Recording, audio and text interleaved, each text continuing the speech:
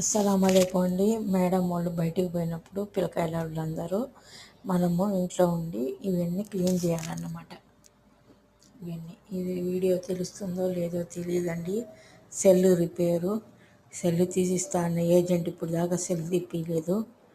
ఈ సెల్ కూడా లేకుండా ఉంటే మర్యాద పోయిండేది. ఏం చేస్తాం, గెచ్చిన వాళ్ళకి గింజే పానకం అంట. అట్టయిపోయిందండి నా బతుకు.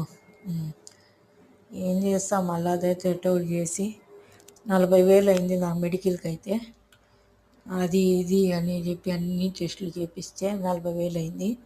ఆ బాకీ కట్టుకునే లోపలే నాకు తెల్లారిపోతుంది. సెల్ తెచ్చుకునే స్తోమత కూడా లేదు.